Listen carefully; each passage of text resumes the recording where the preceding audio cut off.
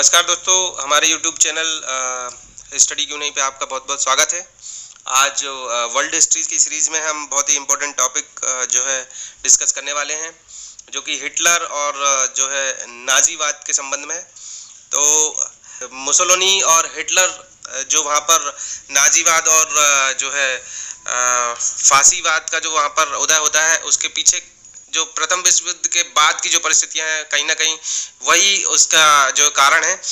जो वहाँ पर उग्र राष्ट्रवाद, वर्साई की संधि के बाद जो आहत राष्ट्रवाद, उग्र राष्ट्रवाद और आर्थिक मंदी आती है, वह उसी सब का सम्मिलित रूप हमको फांसीवाद और नाजीवाद के रूप में दिखाई देता है।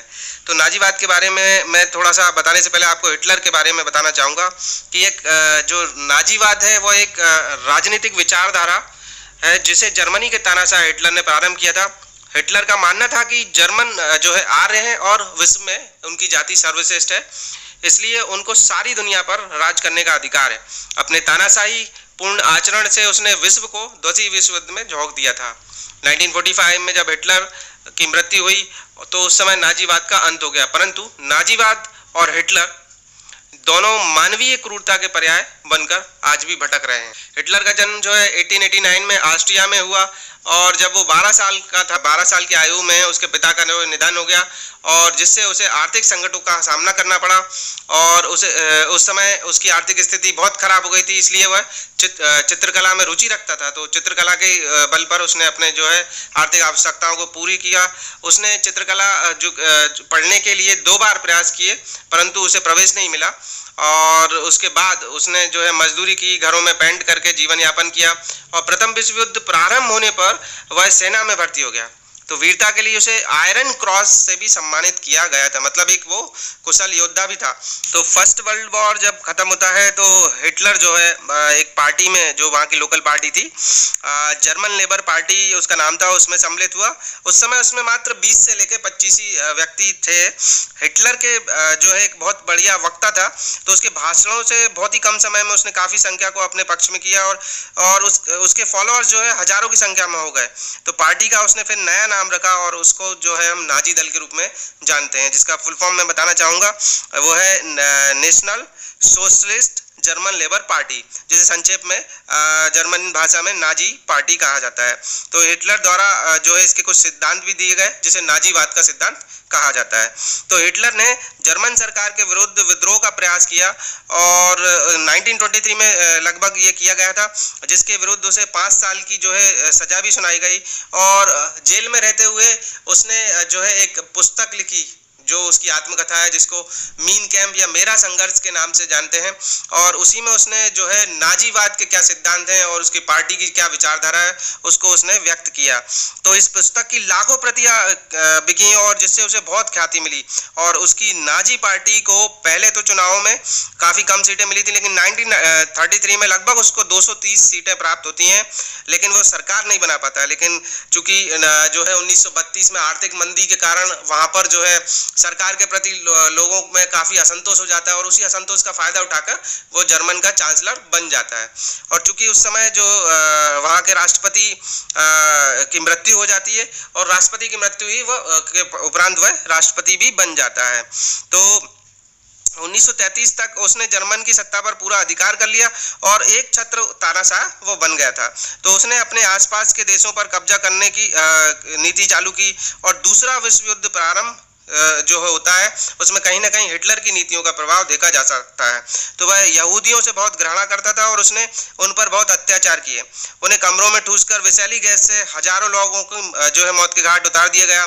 6 वर्षों के युद्ध के बाद वह हार गया और उसने अपनी प्रेमिका, जिसके साथ उसने 1-2 जो दिन पहले ही विवाह किया था, तो 1945 में जब जर्मनी पराजित हुआ तो उसने जो है गोली मारकर आत्महत्या अपनी कर ली थी।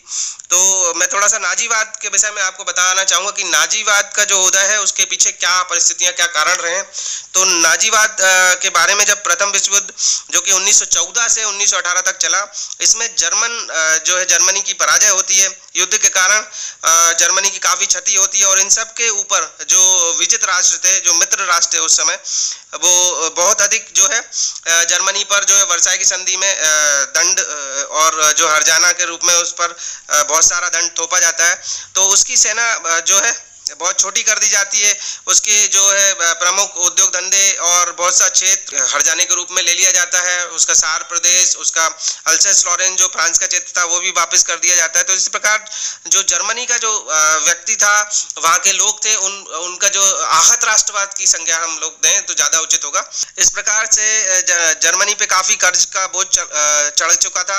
1914 में $1 जहाँ जर्मनी की अगर हम मुद्रा से कंपेयर करें तो 4.2 मार्क के बराबर था, जो 1921 में 60 मार्क के लगभग पहुंच चुका था। तो नवंबर 1922 में 700 मार्क तक जो है आप देख सकते हैं कि कितनी कीमत जो है जर्मन करेंसी की गिर चुकी होती है।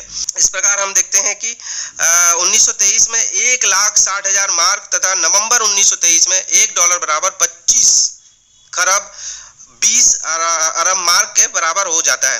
अर्थात मार्क लगभग जो है उसकी वैल्यू शून्य हो जाती है, जिससे वहाँ पर मंदी आ जाती है, महंगाई बहुत बढ़ जाती है, बेरोजगारी का संकट सामने आ जाता है। और उस समय चुनी हुई सरकार के लोग अपना जीवन तो अच्छे से बिता रहे थे, लेकिन वहाँ पे लोगों की आवश्यकताओं को वो पूरी करने में असमर्थ थे। उन्हें ना तो इतना जो वहाँ की जो सरकार थी उतना ज्ञान था, और ना ही बहुत उनको वहाँ की जनता की चिंता थी।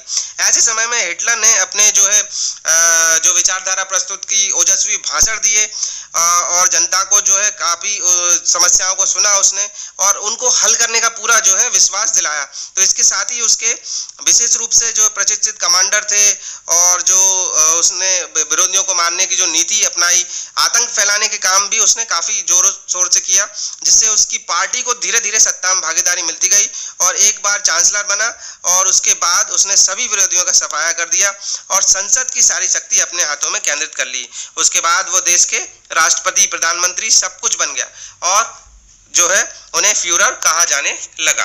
अब मैं आपको नाजीवाद के सिद्धांत के बारे में बताना चाहूँगा। तो सबसे पहला जो नाजीवाद आधारित था वो प्रजातिवाद पर आधारित था। 1945 में एक फ्रेंच लेखक जो हुए हैं, गॉबिनो उनका नाम था, और जो है उन्होंने 1845 तथा 1884 में अपने निबंध मानव जातियों की असमानता में यह सिद्धांत दिया कि विश्व की सभी प्रजातियों में आर्य व ट्यूटन नस्ल सबसे बेहतर है, सर्वश्रेष्ठ है।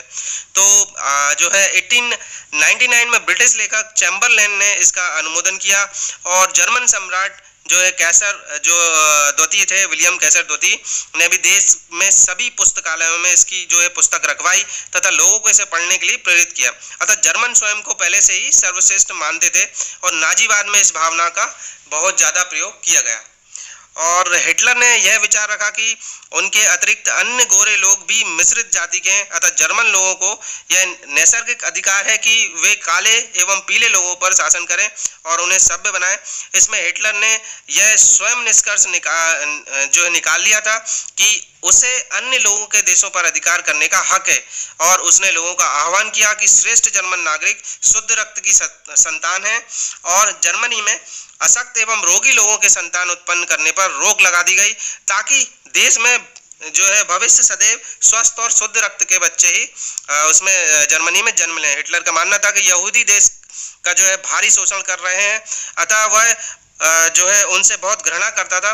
परिणाम स्वरूप जो है सदियों से वहाँ रहने वाले यहूदियों को उसने काफ़ी जो है अमानवीय यातनाएं दी, उनको मार डाला और उनकी संपत्ति को राजसात कर दिया। अनेक यहूदी वहाँ से देश छोड़कर भाग गए, और उस भीषण त्रासदी ने यहूदियों के सामने अपना पृथक देश बनाने की चुनौती उत्पन्न कर दी, और जिससे जो है इजराइल का निर्माण होता है। दूसरा नाजीवाद के सिद्धांत की बात करूं तो राज्य संबंधी उनकी विचारधारा थी। तो जो नाजीवाद था उसमें राज्य को साधन के रूप में स्वीकार किया गया है, जिसके माध्यम से लोग प्रगति कर सकें। और हिटलर के जो है अनुसार हम बात करें तो राष्ट्रीयता पर आधारित राज्य ही शक्तिशाली बन सकता है। मतलब ये पूर्णतः उग्र राष्ट्रवाद की ओर जो है नाजीवाद का प्रभाव दिखता है, क्योंकि उसमें नस्ल भाषा, परंपरा, रीति रिवाज आदि सभी समान होने के कारण लोगों में जो है एकता आती है और सहयोग की भावना आती है, जो विभिन्न भाषा, धर्म एवं प्रजाति के लोगों में होना संभव नहीं है। तो हिटलर ने सभी जर्मन को, जो भी जर्मन के लोग थे, उनको एक करने के लिए अपने पड़ोसी देश जैसे ऑस्ट्रिया, चेकोस्लोवाकिया आदि के जर्मन बहुल इलाकों को उन देशों पर दबाव डालकर जर्मनी में मिला लिया और बाद में उसके पूरे देश पर कब्जा कर लिया। तो अनेक देशों पर कब्जा करने की जो नाजियों ने इसलिए आवश्यक बताया है कि सर्वश्रेष्ठ होते हुए भी जर्मनों के पास भूमि एवं संसाधन बहुत कम है, जबकि उनकी आबादी बढ़ रही है। तो समुचित जीवन निर्वाह के लिए अन्य देशों पर अधिकार जो है करने के लिए अतिरिक्त और कोई विकल्प उनके पास नहीं बचता है। तो इसलिए हिटलर एक के बाद दूसरे राज्यों पर कब्जा करता रहा। तो दोस्तों, इस प्रकार जो है हिटलर और नाजीवाद के संबंध में हम काफ़ी डिस्कस कर चुके हैं और हमारे YouTube चैनल को सब्सक्राइब करना ना भूलें। धन्यवाद।